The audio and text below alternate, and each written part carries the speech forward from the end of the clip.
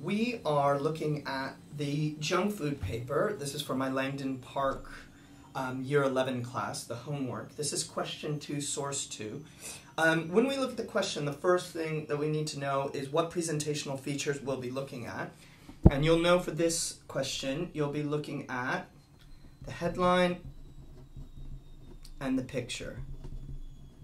And you remember that what you're being asked for is how is it effective and how does it link, okay?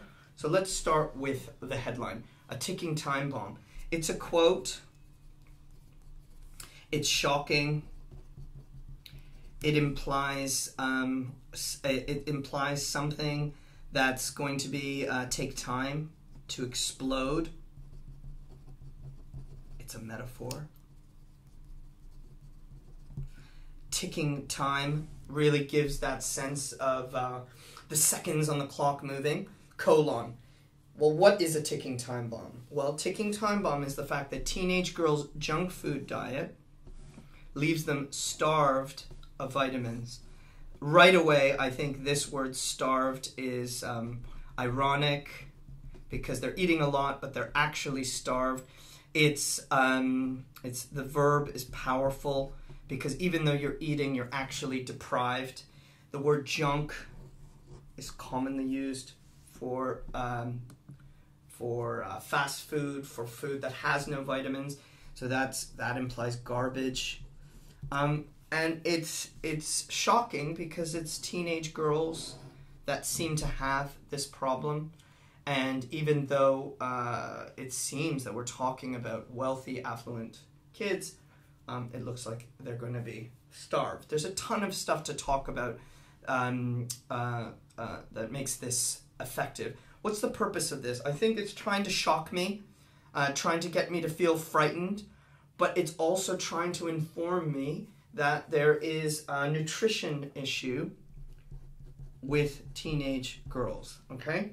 Now, remember, I'm talking about the headline linking to the text and the picture linking to the text. I'm not in my answer talking about the headline linking to the picture, but in preparation, it can help me. I look at the picture, obviously on the exam it will be in color, but what do I see in the picture firstly? I see a young girl. She looks really happy. She's eating an enormous burger. She needs to use both hands. It seems completely unrealistic. What I see in the burger itself is it looks like bacon. It looks like greasy meat. And already I can tell that it's teenage girls' addiction to this kind of food. Even though it's so plentiful, it's actually without vitamins. So let's now what I think makes this an effective picture is the picture is trying to emphasize the way that young people eat junk food. And I think it's this part right in the middle that makes it most effective. This gigantic burger, this gigantic unhealthy junk food.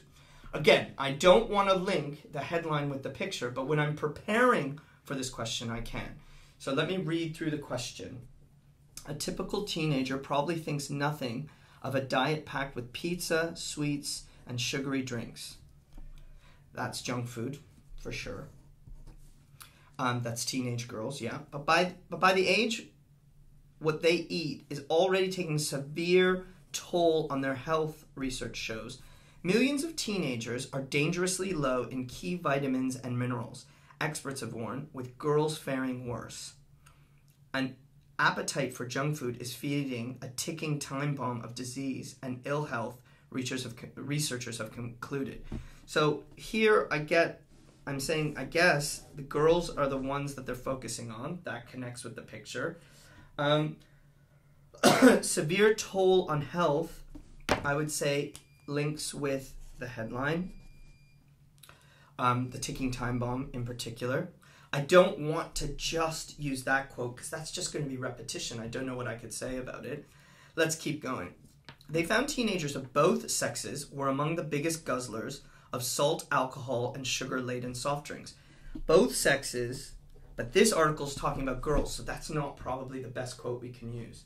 At the same time, they shun fruit, vegetables, and oily fish. That is an awesome quote.